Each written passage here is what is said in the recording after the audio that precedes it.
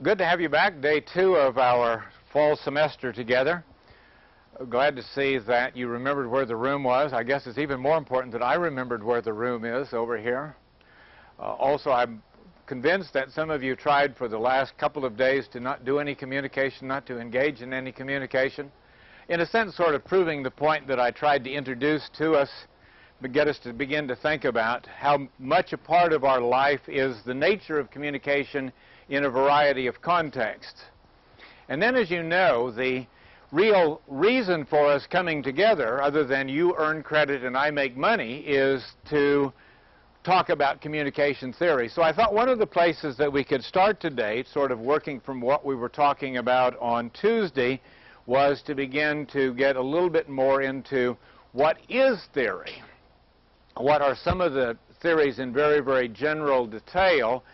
Talk a little bit about terms like concepts and variables. We're going to talk about something that's called meta-theories or meta-perspectives, and then get into looking at some of the assumptions that we bring into the discussion and analysis of communication. So we talked about the study of theory the other day. What's a good working definition of theory? Now, I know that some of you have read through page 10, and if you have, you know that you've come on to what is a reasonably general and widely accepted definition of theory. One of the ways that we define theory, a theory, any theory, all theory, is that it is a set of systematic and plausible generalizations.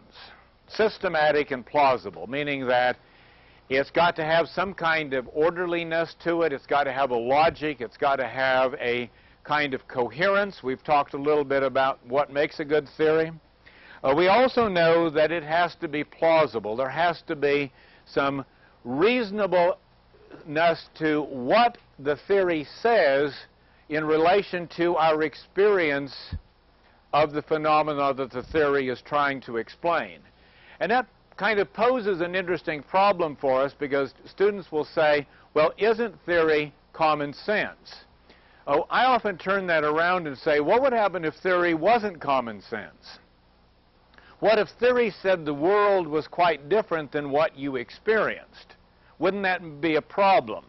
Particularly given the fact, as the challenge that I put to you in the course, is to learn theories that are relevant to your life and even use that kind of study to do the 1,500-word paper that we explain on the syllabus.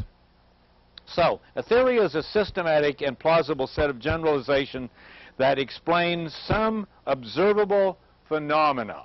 You've got to be able to observe what it is that your theory is about. Now, that poses some interesting problems for us, because some of the stuff that we observe, we only do so by asking people to make a response. Let's imagine, for instance, and I went to see Open Range the other day, and people have asked me what you thought of it. None of you would, because you're not in that demographic. The likelihood of people your age going to see a Western movie is pretty slim. But then us old geezers, we like Western movies, and a couple of people said, well, what did you think?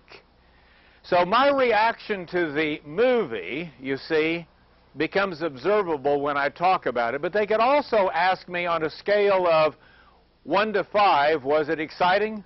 On a scale of 1 to 5, what was the scenery? Was it good scenery? One of the things that was kind of interesting was that it is filmed, I guess, in Canada, and it rains all the time during the film, and they're all wearing jackets. And I saw it at a theater at the matinee hour, and they had chilled the theater down for about 300 people, and there were 8 of us in there. And I really had the feeling that I was there with these guys, because I think it was about 65 degrees, and it wasn't raining, but, you know, you can kind of imagine that. And then to leave and to walk into the Houston humidity and heat out there, oh, we're no longer in Open Range. But you see, there are ways in which you can ask people, what do you think, what do you see? But you've got to be able to observe the phenomena in one way or another. Advertising, we'll talk about that. Attitudes, beliefs, and all of those sorts of things, got to be able to observe it. We do this by linking concepts, and we'll talk more about what is a concept this morning, constructs and variables in terms of an organizing principle that is internally consistent. And I kind of talked about that the other day. That organizing principle is the sort of thing that we might talk about as being the parsimonious expression of a theory, meaning that we can write it on the back of an envelope. Now, in the book on page 10, we offer 3 examples just to sort of warm ourselves up. Some of these I even mentioned on Tuesday. One of the sort of interesting media theories that we'll talk about when we get into that is called cultivation theory. Cultivation theory argues that if we are exposed to the same messages over and over and over again, we may come away with a view of the world which is largely shaped by that exposure. One of the things that we find, for instance, is that people that view a lot of television may believe that the world is a meaner place than it actually is. Why? Because a lot of television entertainment has to do with mean things like shootings and mayhem and all of that sort of thing. Sort of family entertainment, right? We're going to get together in the evening and watch people perform autopsies. It's just the sort of thing that me and my generation must like a lot, right? I don't know. I don't get it. Or watch dating behavior or any of these sorts of things. But the notion is that we can come to see the world in a particular way. Some easy examples. I don't know whether any of you ever saw a television program called The Dukes of Hazzard. Some of you guys did, because it's about cars, and these guys in these cars, they go roaring all over the countryside. Did they ever bend a fender? So if you watch Dukes of Hazzard, you can come away thinking that wild and reckless driving can occur without accident. And we can then test that against the reality of living in Houston on the freeway and see all of the wrecks that are out there, all of the broken parts and the glass and the fenders and so forth that are left over. One of the other themes, and this goes back to a television program years ago about a doctor that actually made house calls.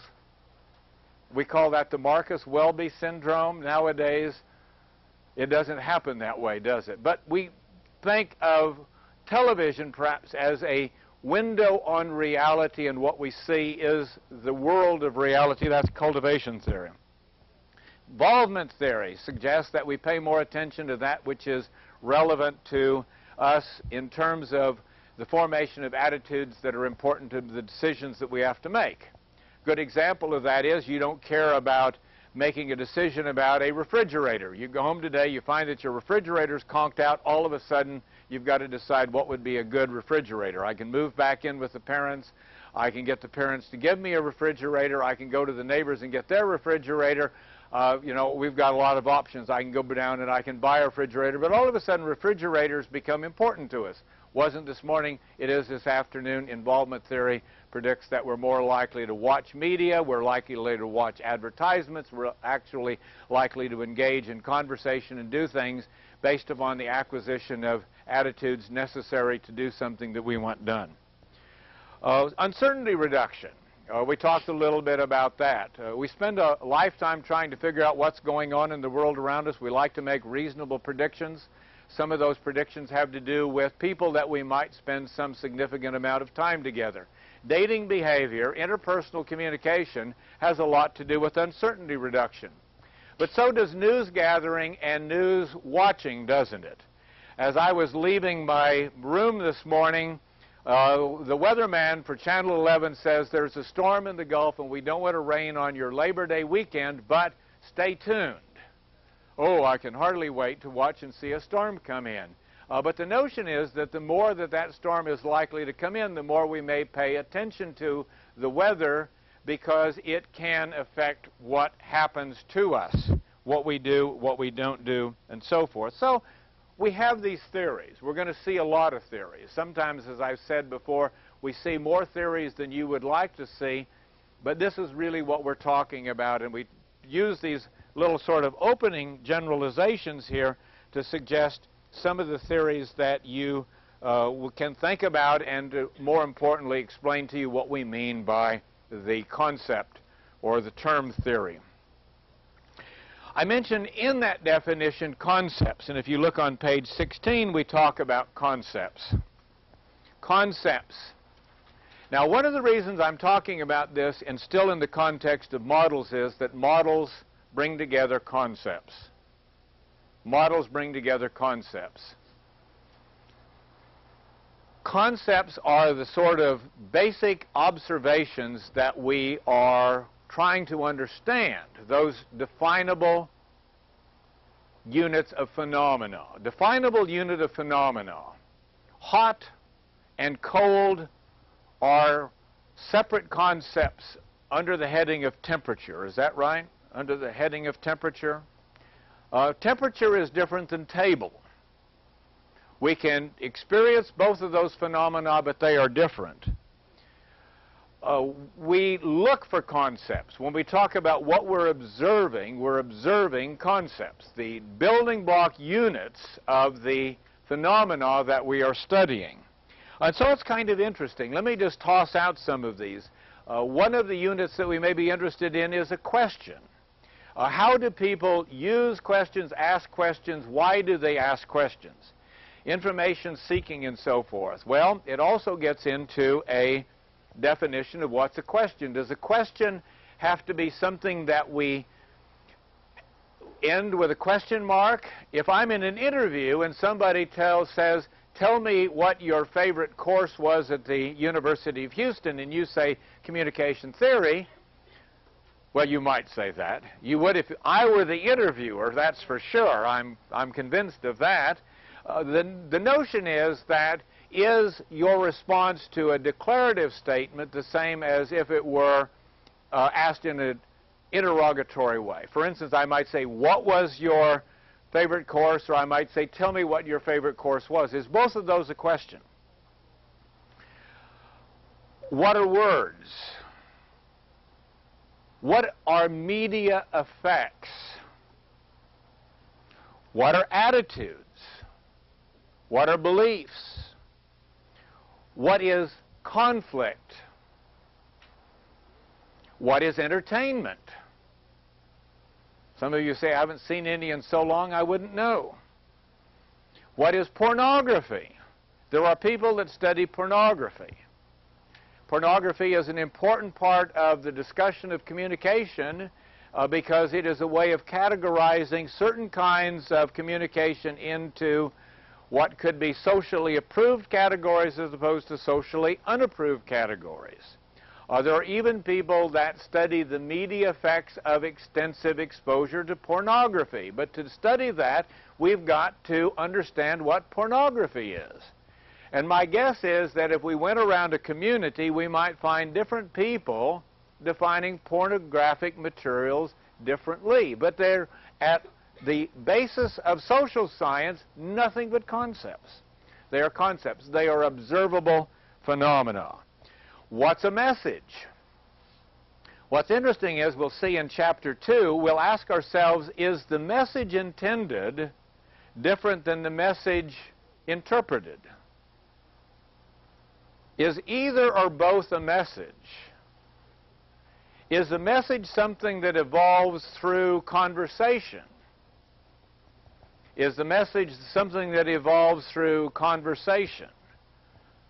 Meaning that after you and I have talked for a while, I go away and think about what it is that we said, and is that the message?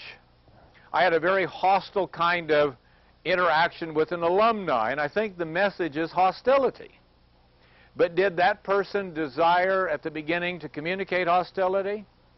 Probably not. Did they design that message hostility? It's something that grew up out of what I think was some unfortunate circumstances. What's also important is it proves to us the point that you cannot uncommunicate. You can't go back and say, oh, let's just erase that, forget everything I ever said, let's start over again. You just can't do that. Channel. What's a channel? I will tantalize you with this. We often talk about a channel as being a technology. But it may not be a technology. If I'm trying to communicate something to you, for instance, the taste of white chocolate, can I put it on television and that message is any richer than if I put it on print or show you a picture? How could I enrich the message received, if you would, if I wanted you to really know what milk chocolate was all about. Now, some of you say, hey, we like this idea. Why don't you bring some in and we'll all experiment with this part of the lecture? But what would I do? Would I give you a taste? Would I give you milk chocolate or white chocolate or dark chocolate to taste? Is the substance itself a technology? Is it a channel?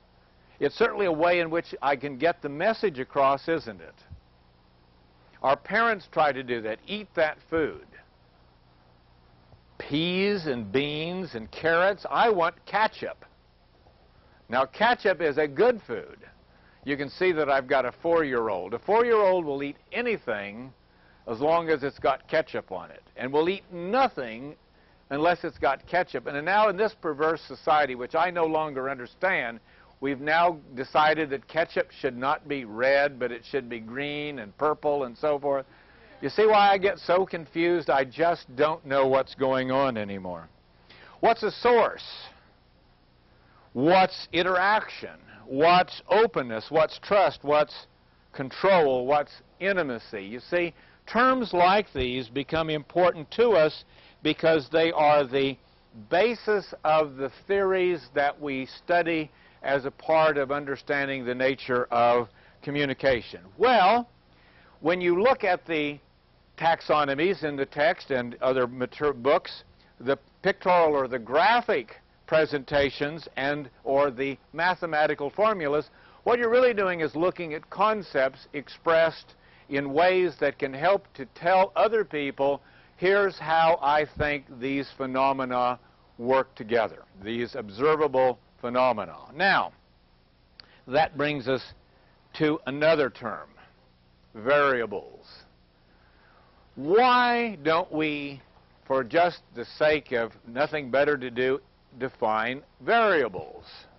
How about if we say that a variable is a concept that changes in value, and value by that we mean numerical value, right? Something that we can measure. Now you say, what in the world is that man talking about? Is temperature a variable? Is it something that varies in measurable units? Hot is one end of that continuum. Cold is another end of that continuum. Is that right? Can you have a strong attitude? Can you have a weak attitude? Can you have a strongly held belief? Can you have a lightly or loosely held belief? Can something have strong media effects on you and something have minimal or moderate media effects? You see what I'm talking about is that a variable is a concept that, in a sense, varies, a concept that varies. Concept that takes on different measurable values. Concept takes on different measurable values. Does that make sense? Make sense? What do you think? Yes, no? No, yes? Yes, no? Feel free to push the little buttons on the speakers in front of you, ask questions, participate in this. This is an opportunity for interaction. You're welcome to get involved in the game that we're playing here, right? I say that because I think that it's always good to be responsive, but more importantly, the discussions that come up can let me know whether or not some of these points are getting across to you, because this is really important. If we don't understand today theory, concept, and variable, heaven help us where we're going, because that's what this whole course is about, is understanding these kinds of variables. And I say that in part because now we're going to talk about how variables work together. Variables work together.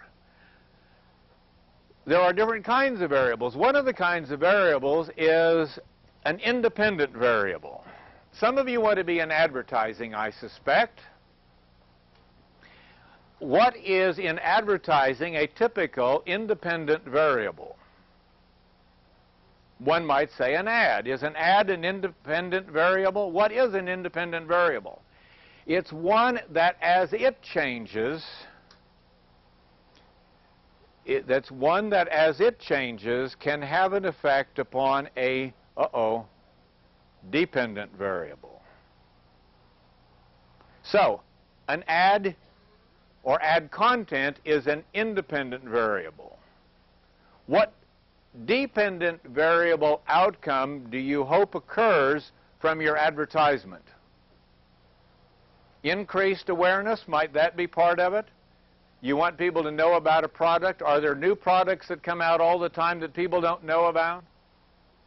I found out that Chrysler has a nifty little 6-speed sports car called a Crossfire. I actually have a DVD they gave me, and I play it periodically. I'm trying to convince my wife, and that's another dependent variable, isn't it? To convince somebody that a man of my age and distinction, really, it's this, boys get to be really whiny when somebody stands between us and our toys. I want it, I want it, I want it, I want it. The only difference between me and my grandson is 58 years. He loves toys. I love toys. I want it, I want it, I want it. I didn't even know it was there. Their ad told me that it was there. Now, so we could say awareness is a dependent variable created by the independent variable. Is entertainment, being entertained, a dependent variable? You go to a movie, you want a dependent variable outcome, don't you? You use the independent variable movie to do something useful for you. I'll bet that within the next days between now and which we meet, you will use the media in one way or another to do something for you. It will either be asked to inform you, it'll be asked to entertain you, to give you some sort of release from the strains and pressures of your ordinary life. You'll do something. You'll buy a CD, you'll listen to a CD, etc., etc., etc. So you see how it works. Independent variable, as it changes, we have an outcome called a change in the dependent variable. Now, for those of us that didn't study our science, the rest of my lecture today may not make as much sense. I'm going to talk about if I have a pan of water and I heat the bottom of the pan of the water, what we're likely to see is a rise in the temperature of the water. The temperature in the water is a dependent variable resulting from the heat put at the bottom of the pan. See, it's just that obvious, isn't it? And most of us know something about that. And for me, like you, that may have been about as far as you got in physics, being able to heat water. Question? Comment? No? Okay. Well, you're certainly welcome to. Just push that button, raise your hand, and you're a part of our conversation. So, independent and dependent variable. Let's say that an independent variable is questions you ask of somebody else who knows this target of your romantic interest. And your question is, do they talk about me, and if so, is it favorable or unfavorable? That's an independent variable seeking dependent variable responses that you can use to reduce uncertainty. Well, okay, now I know what I know or want to know about that. Okay, here we go. More terminology. Sorry, folks, but we've got something now that's called a dichotomous variable. Dichotomous variable is one that's either or. Is temperature either or? It's either hot or it's cold? Nope. Nope. It's got degrees of hot and cold, right? Anyone think of a pretty obvious dichotomous variable that breaks down just to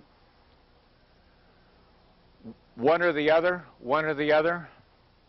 We often put them at the top of a survey. We call that gender, male, female. And we do studies based upon that, don't we? You had one.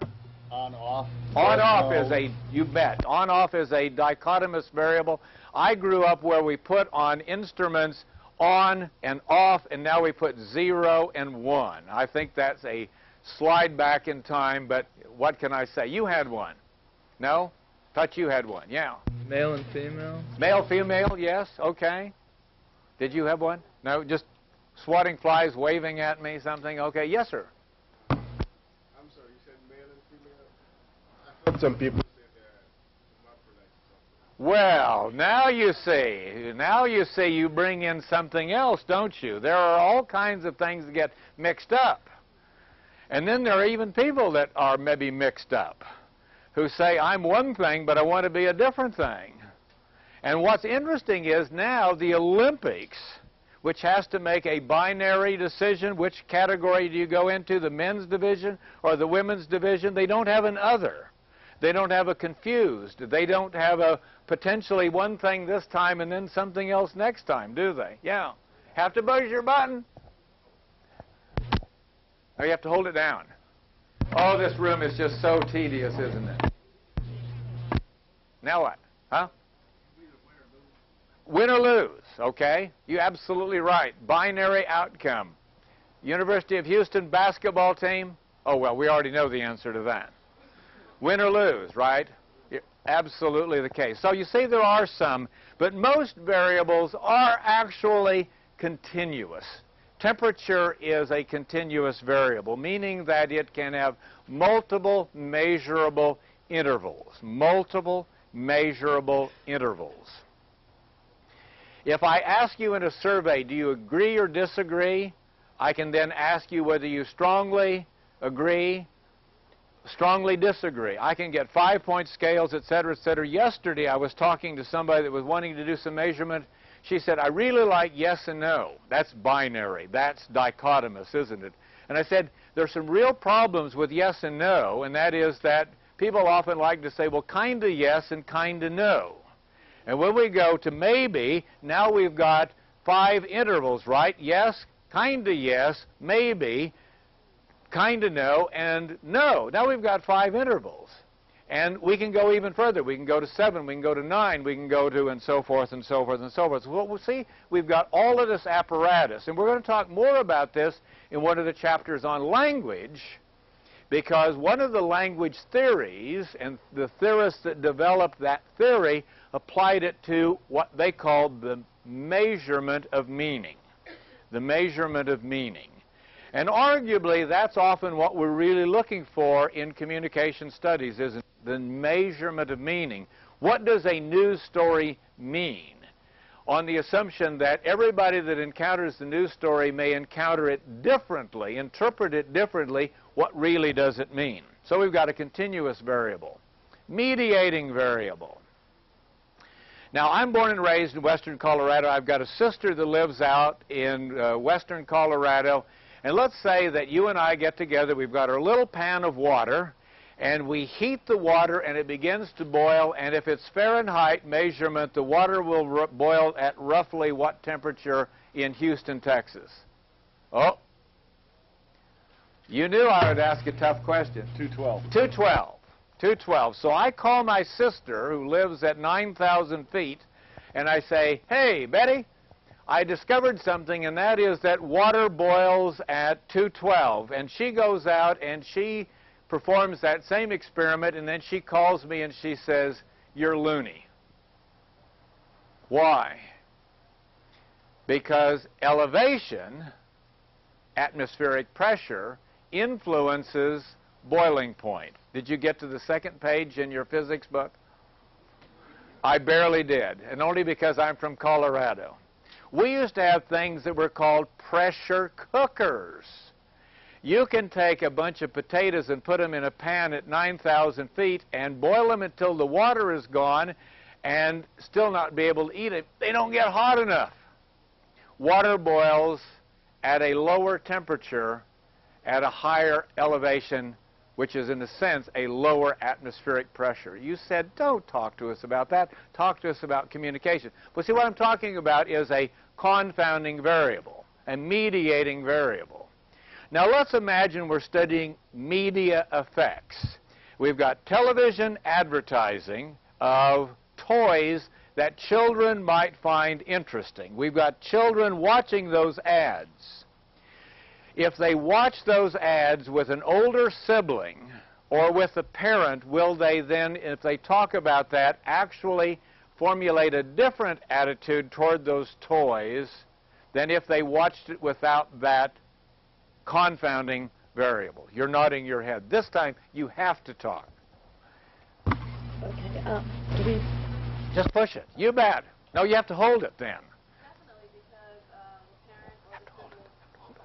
Definitely because the parent or the sibling have an influence on the child, and the child's not fully developed, and, right. And as far as opinions go, and so So here is some 6-year-old that thinks a toy is really nifty, and their 8-year-old sibling says it's a dumb toy. What's the 6-year-old likely to think? It's a dumb toy? Very well may. You see, that's a confounding variable. That's a confounding variable. So a lot of the variables that we're interested in are difficult to work out because there isn't a straight relationship between independent and dependent variable. Confounding variables. Sometimes age can be a confounding variable. The degree to which there is a strong existing attitude that we would use in interpreting a message can be a key confounding variable. One of the things that I love to do is to go to truck and tractor pulls. Some of you say, just my cup of tea. I took my daughter and wife one time, that's the last time, because pretty soon the Astrodome was filled full of diesel smoke and all of that. They were just over there just gasping and going on. I was having a ball. The louder the noise, the bigger the engines. And one of the things they do over there, for those of you that have never been to a truck and tractor pull, is they say, all right, everybody that's a Chevy guy, raise his hand. Yay! Now, you see, that means then the world is divided into these categories. There are Chevy guys, there are Ford guys, and there are Dodge guys. Now, some of you say, what about the Toyota guys? You don't go to the Astrodome if you're a Toyota guy. This is America, folks. This is America, and if you don't like diesel fuel, you stay home. Now, if I'm a Chevy guy and I see a Ford ad, what's the likelihood that Ford ad is going to influence my buying behavior? It's going to be reduced. Particularly, and we talk about this in terms of persuasion, if I have made the stupid effort of standing up in public and saying, yeah, I'm a Chevy guy. To what extent is our identity, publicly announced, influential over the stability of our attitude? Meaning that if I stand up and say, this is my attitude, am I as likely to change that attitude as if people don't know that that's my attitude? Because then people say, why did you change your attitude?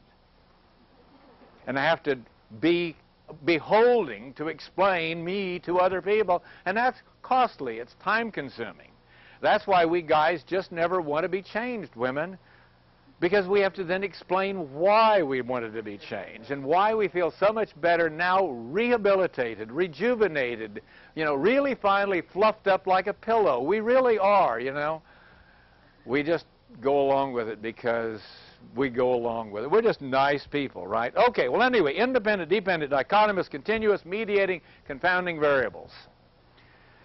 Mediating variables influence the relationship of the independent-dependent variable. Confounding variables keep the independent variable from having the same influence that it normally would on the dependent variable. I think I've explained it all to you, and it's so confusing. And we're going to go over this in many ways because we're going to plow through some of this stuff over and over again because, as I said, day one, day two, we're just laying out the terminology that we're going to use to talk about this. But you see how it allows us to talk about communication behavior. How it allows us to talk about communication behavior. It also allows us to imagine the design of communication venues and messages. If I am going to design a sitcom and I'm going to do it for 4-year-olds, am I going to take into consideration different variables than if I'm going to design one for 70-year-olds? See? This is a way of thinking not only about how the world affects us, but also how we affect the world around us. And I have to tailor information to one of the segments that we're going to put up on WebCT for you is from Blue's Clues. I think I've already mentioned that. I didn't know it existed. I got a 4-year-old grandson. 4-year-old grandson goes around with this little tablet we bought him, writing Blue's Clues and giving it to us all, right? Blue's Clues. Now, is Blue's Clues written at the same level of sophistication as a British drama on Channel 8? Some of you say, no, Blue's Clues is a whole lot more interesting and understandable than something that came out of Britain and ends up on Channel 8. All of these British people mumbling for, you know, some extended period of time. I just don't get it. Well, you see what I'm talking about is all of these variables count for something. Now, oh my gosh, you say there are more positive variables. Heat and water boiling, that's a positive relationship. As one thing changes, the other thing changes in positive relationship. In positive relationship. As one increases, the other increases. As one increases, the other one increases. We talk about conflict. One of the things that occurs during conflict is that we may have an increased flow of adrenaline or epinephrine. Some of you have experienced that. You ever been in a conflict and all of a sudden you feel turmoil inside, you want to fight? And then some days later, you can't even imagine why you had that fight, but during that time it's because your body changes. If we wanted to manipulate that, we could actually, with the subject's agreement, increase the epinephrine content in them, and we can make people fight. The notion is that as our epinephrine level rises, our willingness to resolve conflict may decrease. Positive and negative relationship. Positive and negative. A negative relationship between the independent variable means that as the independent variable increases, the dependent variable actually, what did I say? The independent variable increases, the dependent variable decreases. One of the things that we find is that as we are exposed to more and more advertising, the chances are that we actually then pay attention to less and less advertising that is available to us, even on products that and services that we have a tendency to want to like, meaning that we're just trying to screen out so much of that stuff. Big word, collinear relationship. In one of the theories in persuasion, we argue that the best predictors working together of behavior is, one, your attitude toward the behavior, something you want to do, and secondly, what you think important people in your life, you may want to call them significant others, would want you to do. One of the reasons that we misbehave when we're not in the presence of other people is because we really have a positive attitude toward the misbehavior, but we also take into consideration the fact that they wouldn't want us to do it. So we have to get rid of them somehow. Ignore them, leave town, do something, hide out, etc., etc. Collinear relationship. It's a pretty profound way of predicting behavior. If I want to do it and you think I ought to do it, that increases the likelihood that I will do it. Collinear. Those two elements working together at the same time.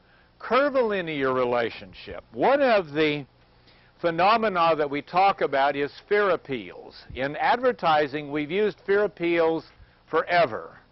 I don't know whether any of you are old enough to remember the wetness, perspiration, deodorant era, where somebody in a meeting would raise their arm and then all of a sudden, wetness is bad. So then we decided that there are three levels of fear appeals. There are minor or moderate levels.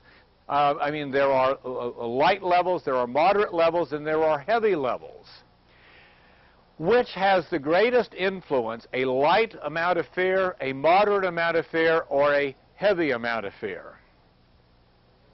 Heavy? Pardon me? Moderate. We've got heavy and moderate, right? The moderate person, why do you think it's moderate rather than heavy? Be sure to push your button. Light fear, you probably overcome that, but if you're starting to get... You disregard it, right?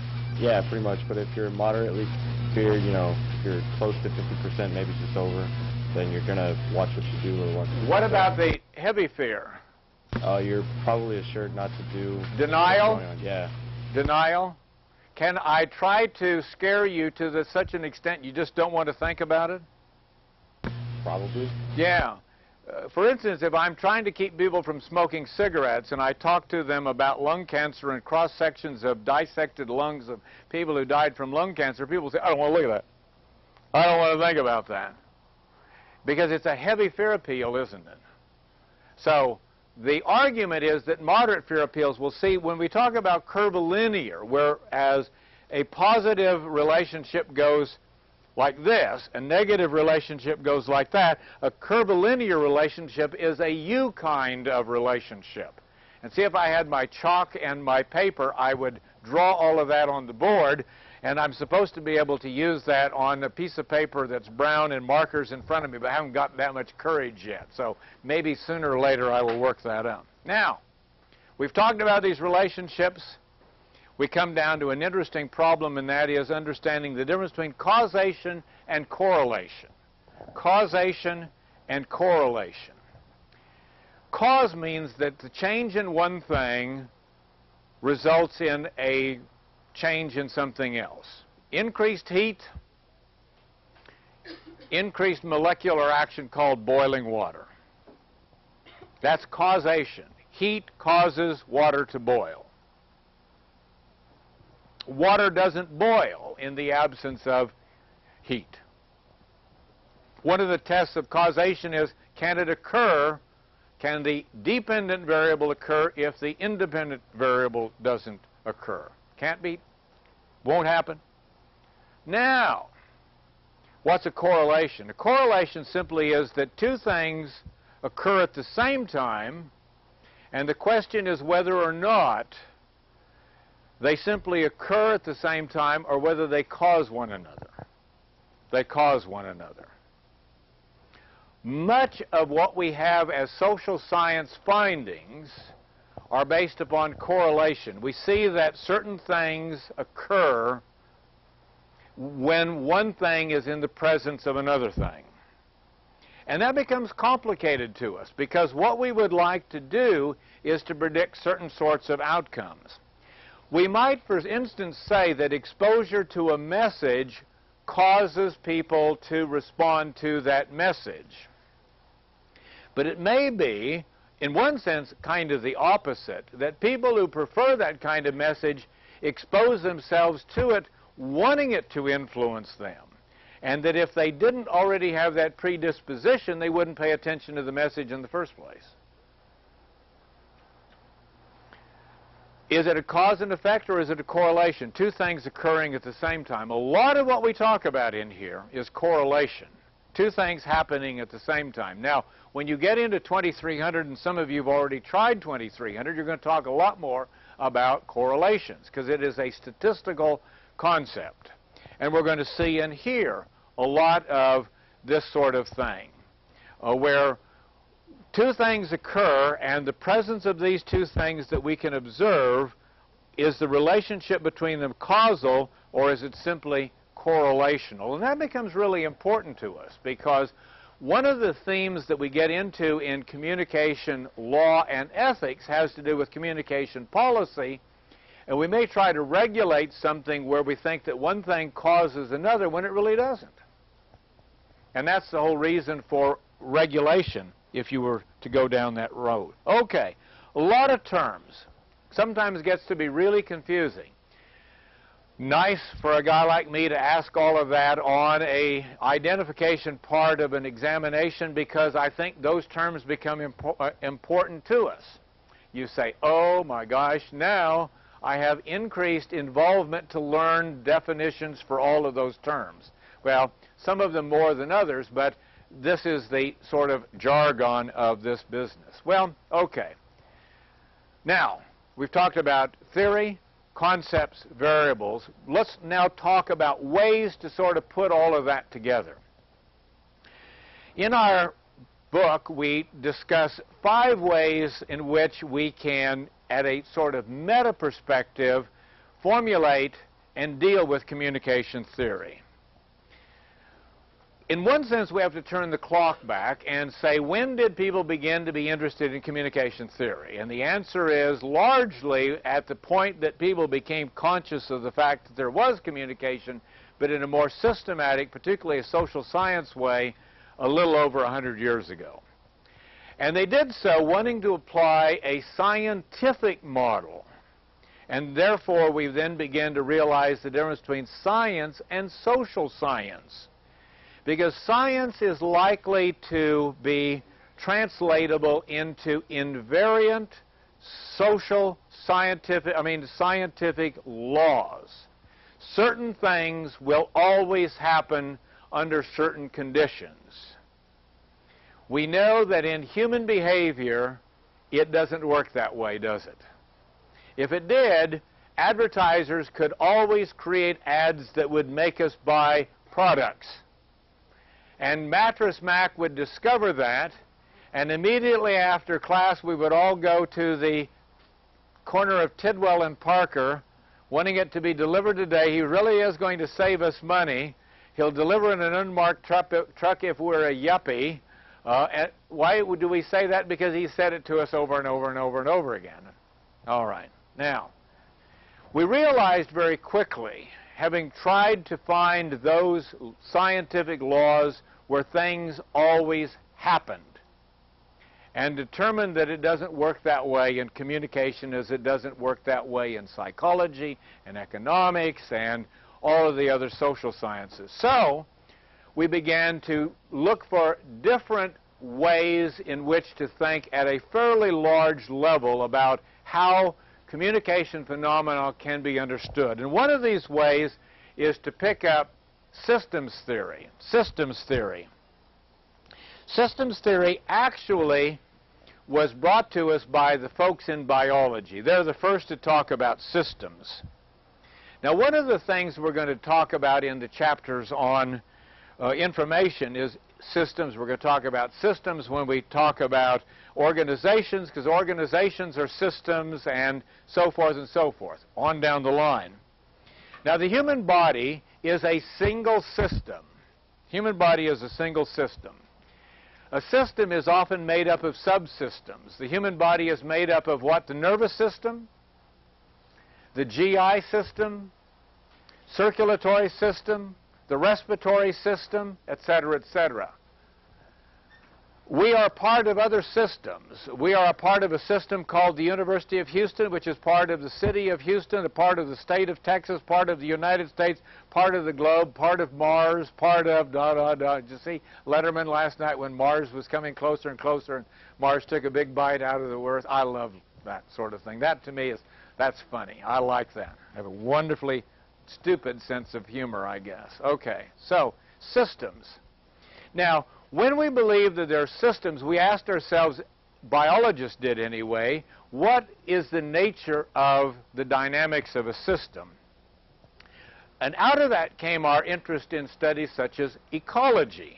Because one of the assumptions is that a system is always a part of a larger system. And the extent to which we can do what we want to do is a function of the larger system around us. Can we eat, for instance? Now, in the United States, there is an enormous abundance of food, all of which is likely to make us increasingly unhealthy and obese and all of that, according to the medical people out there, right? But you look at other people in the world around them, and there's not nearly the same availability of food. Is it easier to find something to eat in the United States than it is to go somewhere else? This summer we were in Spain, and you go into a grocery store in a small town in Spain and you want cereal, you got cereal. 3 different brands, there it is, da-da-da-da-da-da. I've had friends come to the United States and spend weeks in Kroger's saying, do you realize that you've got 99 brands of cereal in this country? It's because we have a population of 300 million. We're a big market. And everybody in the United States is entitled to their own brand of cereal. And the more sugar and the more stuff that they can put in it, the more we love it, right? And then we wonder why we are a society that has health problems. So what are the assumptions of a system? Well, one of those is that there's a sense of wholeness. There's a sense of wholeness. There's a sense of interaction. We act in a system based upon what else happens in the system. We're out on the highway that we might call a traffic system.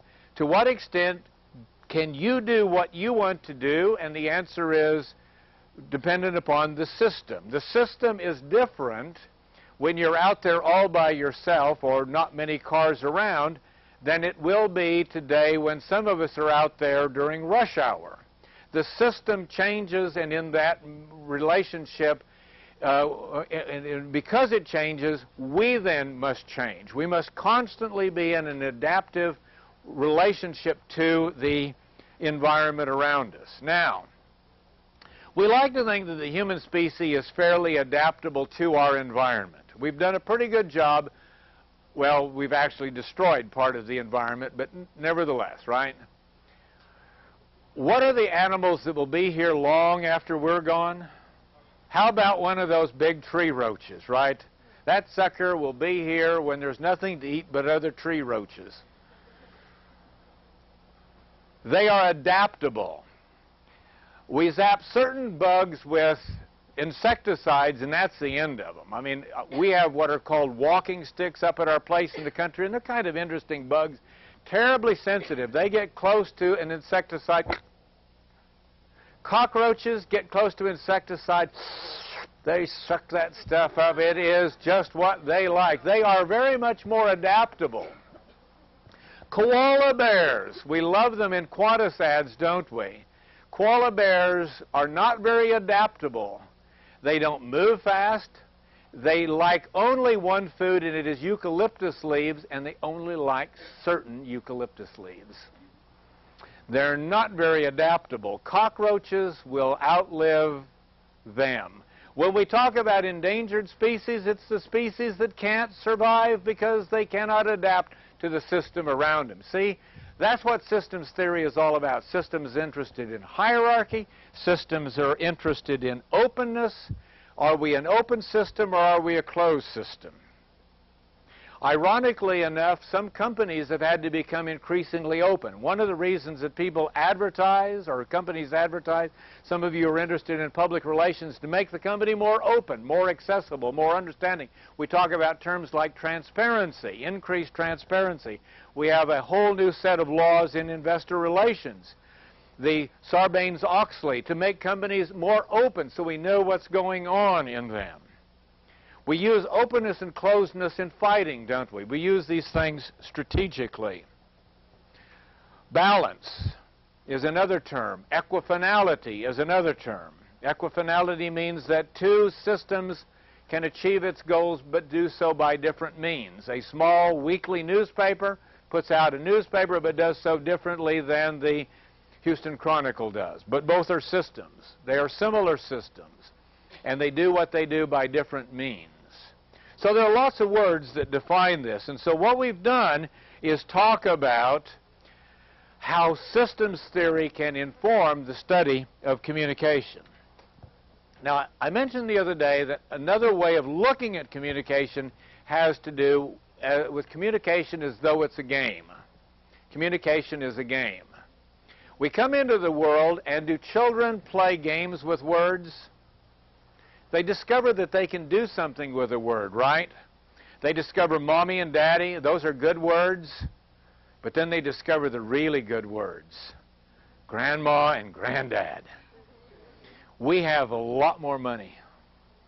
My wife, we have this most amazing ability to tell one another, now, why would you be going into that store? You want to buy those toys? No, let's go to a different store because the toys over there are better. Our whole life is devoted to spoiling our children's children. It's the only reason that you have children, is so you can have grandchildren. They are wonderful. Well, the notion is that we learn all of these rules. You got to learn the rule of when somebody gives you a present, you're supposed to say, thank you. And when you ask for something, you're supposed to say, please, right? Are those rules? How about the rules of the road out there? We talked about systems, but how about the rules of the road? We have to give way. We're supposed to anyway. We're supposed to proceed at a certain speed. This afternoon, I will head back to my place up in the country, and I'm on 290. And I'm willing to argue that 290 is the fastest stretch of road in Texas, and you ought to be in the left lane. You better be going 80. Because the boys in the diesel trucks are out there. Not only the pickups, but also the semis, and they believe the left lane is there. And then here's some person going along saying, I'm not breaking the speed limit. I'm going 65.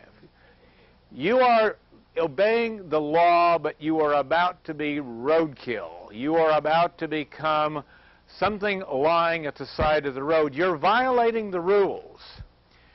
In relationship development, do we define the rules? Do we define how we can fight, when we can fight, and all of that sort of stuff? Sometimes we do, and then if we really want to make the other person angry, we violate the rules. That's unfair. You can't fight that way. Ever said that before? My wife and I have said that to each other. I usually say it to her. She's a big sister. I'm a younger brother. I learned all of the younger brother tricks. I've got a sister 8 years older than me. I know all of the little brother tricks, right? Well, so life is full of rules. Some of these rules we own, we believe in. We believe in these rules. And we use them over and over and over again. I have a rule of openness, or a rule of never tell the truth. When we had a teenage daughter, and some of you have been teenage daughters and sons and so forth, and I wish you well, when all of the things that you said, that your mother and dad said to you that offended you, you find yourself saying to your children, we'll call those scripts. See, I've suggested to you just simply make a tape recording of all of that and play it back for your children, save the time and effort. Scripts are rules, aren't they? And we own these rules. There are ways of doing it. Is language rule-based behavior? Is language rule-based behavior? One of the things they try to teach you in various English classes and journalism classes, there are rules for how you do things. Does television programming exist according to a set of rules? It used to be that we ended everything on the half hour or the hour, and then all of a sudden television news stations locally began to go over 5 more minutes and 5 more minutes. They're breaking the rules. This is rule-based. Is there any law anywhere in the world that says you can't do that? No, it's just the rules. We own these rules. Borrowed rules. Borrowed rules are those rules that I'm going to use as long as I'm trying to suck up to you, but I don't believe in them. Meaning that I know what your rules are, and I'll play by your rules as long as I think there's some advantage, but I don't buy into these rules, right? Students come to me and they have all of these things, and I'm wondering, are those owned rules or are those borrowed rules? And the chances are somewhat of a mix of the two. Now, we come down to regulative rules. Regulative rules are the rules that we use to regulate, for instance, the nature of interactions. Hi, how are you? Fine, thanks. There's a rule that you're supposed to say, fine, thanks, isn't there? You have a fever of 111. You've been thrown out of your house. Everybody that you love has told you that they really don't like you very well, and you say, fine, thanks, yes, yes, everything's going fine. We're supposed to be polite. The rule of being polite. Regulative. Regulative. Regulative rules are the rules of interaction. And we learn those. Children engage in play. Sesame Street, you can see that eventually on a clip if you missed it as a youngster yourself. Blue's Clues, programs like this.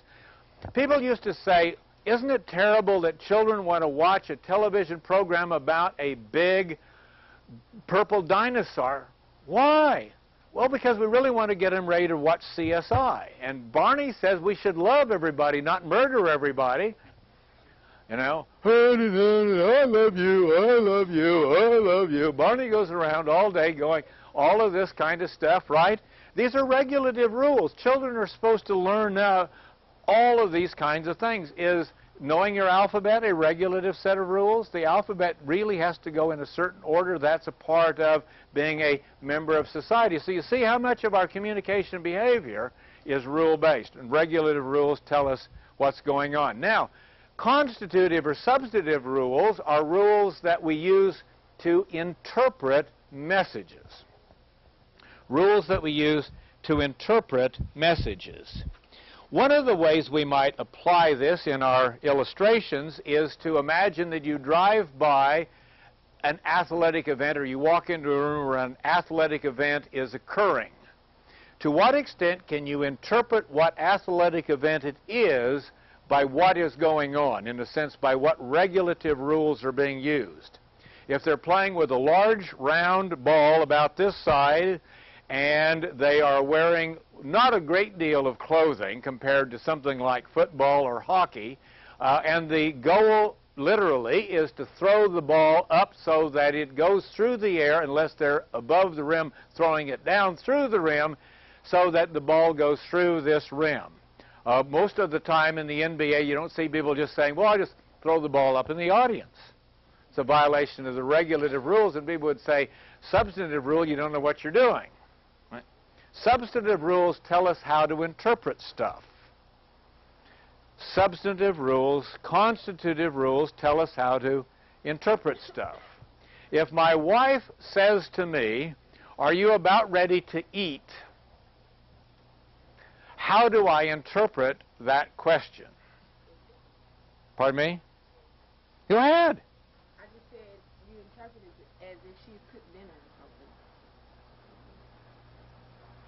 Do I interpret it? Do I have 10 more minutes to not get to the table? Right? What if she says, when are you going to fix the car? Is that a question seeking fact? Or is that something along the line of, get out there, get those wrenches out and start fixing that car? See, so we have to understand what's going on so that we apply the interpretive rules to make sense of this. You know, we're building up to the point that we're going to bash the transmission model heavily. Transmission model says the message sent and the message received and all of that. The notion is I interpret all kinds of messages in terms of what's going on. Students come to me during the first week of the semester and say, you're Dr. Eath, I understand that you're really a super terrific, great teacher. And by the way, can I get into your class? To what extent do you think a person like me does not have constitutive rules for spotting ingratiation? And do students use ingratiation to try suck up to them to get some advantage out of these people? It's amazing that just before the final examination, how much, oh, I've just enjoyed your, oh, it's just so wonderful, you're such a, oh my, and I'm thinking, that's a purely descriptive, informative statement. It has no persuasive intent whatsoever, does it? See? How do we interpret these messages? We do so based upon the rules that are operating. And sometimes when we misunderstand one another, it's because we applied one set of rules to interpret what's going on, and the person who was talking to us was using different sets of rules in the design of the message, and it can all get confused. We're going to talk about that as one of three of the sorts of theories of language as we go along. All right. I shouldn't have clicked so quickly. I'm sorry. Back up. No. We'll get to that in just a second. I've got two more sets of assumptions or meta-perspectives to cover, and I can do both of those very quickly. One of them is what's called covering law. Covering law says close enough. It simply says close enough. A percentage of likelihood is close enough. It isn't a scientific law that it will always happen, but if it happens 99 times out of 100 or 85 times out of 100 or something, sufficient to account for the variance is another way of looking at it, but I'm sure you don't know what I'm talking about. Meaning that it is to the point of being predictable. We can understand what goes with what to a statistically sufficient level. That's what we're really talking about in terms of covering laws. The last part of the sort of meta-perspectives, and it's one that's come around in the last number of years, and if you'll forgive the typo that is right in the middle of the quotation, there is on page 36 a statement that kind of summarizes the critical approach to communication theory. And I talked about this a little bit yesterday. It's the assumption that people make that you can use communication to create a better society, or you can use communication to make a worse kind of society, and that's a critical judgment.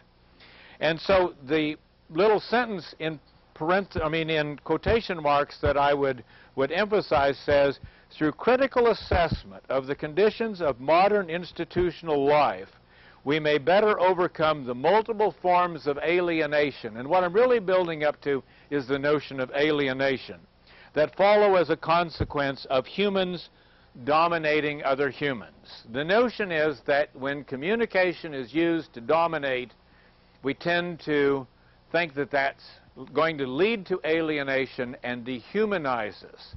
So the critical assumption is that the analysis of communication should help us to communicate better so that we get harmony in society rather than alienation. That we should get harmony in society rather than alienation. It's an interesting concept. It's an important dimension. And if we only approach the study of communication as a purely phenomena of what goes with what, we fail to inject into it that there are some forms of communication and some means of communication that indeed lead to greater sense of humanity and a reduced sense of alienation, and that's pretty good. All right, meta-perspectives. Now we're talking about assumptions. Gives us in the last 3 or 4 minutes that we're together an opportunity now to sort of say, what do you think? As we think about people as communicators, do you think that we're more active or more passive? Are we more active or more passive communicators? What do you think? Active? You think we're more active, all right? Some of you will load up, go to Blockbuster, get 5 or 6 DVDs, become a couch potato. Are we active when we process, deal with mass media? Are we active or passive? You think we're passive. Does it depend upon the mass media? Yes, hand in the back. They want us to be active with, you know, call the 800 number and log on and vote and, you know, but I think we're pretty passive. Could be pretty passive, but they also want some other things. If it's funny, we ought to chuckle. If it's sad, we ought to make some sort of a reaction, which in itself would be sort of active, wouldn't it? Now there is, and this is always your friend and my friend, but never me, just sitting there going, that's what happens at the end of the semester, isn't it? You say, I'm going to turn on the television and I'm going to veg. I was watching Pretty Woman last night for just a few minutes. I never see the whole of anything. Are you that way on television? Oh my gosh, I wish I'd been here 45 minutes ago when this began. Well, I'll watch it for a few minutes and then I know what comes out anyway, but you know, and she says to him, why don't we just veg? You know, why don't we just sit there? And then he goes off to play the piano and then she goes, curls up in the sofa and she's watching not Katharine Hepburn, but Audrey Hepburn and all this kind of stuff, just sitting there watching life pour over you, you know. So can we say that sometimes we're active, sometimes we're passive? Sometimes we're active, sometimes we're passive? We actively work very hard sometimes to be communicators. We want to go to a concert, we spend a lot of time and effort, we get the money, we make sure that we're there on time, we do all the right kinds of things, etc., etc. By the same token, sometimes we're studying and we're listening to music or something in the background, and we're relatively passive to what's going on. So, yeah. Thoughtful or mindless? Are we thoughtful or mindless? Well, women say we're always thoughtful and men are always mindless. They don't have a clue. Interpersonal communication, are women more thoughtful than men? Their plans are much more complex. What they think about in the units of meaning in a conversation are substantially greater than ours. I think I've mentioned this before. If not, I will. A woman goes out on a date. She comes back and she's got a checklist of 722 items that he scored in varying degrees of yes, no. The guy, 3. That's it. We can't count beyond that. We have no idea. Well, what did you think about her sense of humor? She had a sense of humor? I had no idea. And she will go into great detail about his lack of sense of humor. Or the thing that I like is the way in which he says this, etc., etc. We don't have a clue what's going on. Mindless, thoughtful. We're sitting there watching CSI. Are we storing all this information so that when we get to do an autopsy, we know how to do it? Or are we being fairly mindless, saying, gee, I didn't realize that an arrow going through your head at that, you know, and would do that much damage. I can't believe that's entertainment, but you be the judge. Are we complex or are we simple communicators? Are we complex or simple?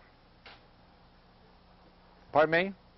It depends on what. Oh, it depends. We usually get that theme going in here, doesn't it? It really depends. We're a much more complex person to the extent that we think we need more complexity to achieve our end. Let's say that we've taken a relationship for granted, and all of a sudden the relationship looks like it's beginning to break down. Are we likely to become more complex in what we do? Chances are pretty good that we increase our complexity. We try to do more things. I think I mentioned, and I don't know how we're going to get it on, the web CT, but you saw the movie, may have seen the movie, rent the DVD over the weekend, How to Dump a Guy in 10 Days. He comes up with 1,000 complex plans to counteract her 1,000 complex plans, right? She's trying to get him dumped, and he's there saying, let's see, what do I do? This is, you know, et cetera, right? Are we rational or emotional? Depends. Do we have a rational or emotional reaction to advertisements? Does it depend? If it's a crossfire, I'm totally emotional. Absolutely irrational. Why would I really want something like that? Do I need it? Do I want it? Sometimes we even sort life into those bundles. Does communication result as the product of a single influence, or does it result as the product of multiple influences? We used to think a lot of it was single influences. Even in that regard, you'll see some of the studies, particularly along the line of media effects, where people went out and looked to see whether the increased availability of television was influencing voters' behavior. And they did 10,000 surveys only to find out that the #1 predictor of people's getting and thinking about political information was friends, opinion leaders. Had nothing to do with the media. Had nothing to do with the media. Are we relatively autonomous, or are we substantially dependent? The truth is we're really pretty dependent. How we play the game and how everybody else plays the game pretty well predicts what's going on. Well, the clock is ticking down. Your patience are ticking down. I have nothing left to say. My guess is that the next slide that I go to says Chapter 2, so why don't we take several days off and come back. I know that all of you will go out and spend Labor Day paying homage to American labor. That's what it was all about. We'll see you. Have a good holiday.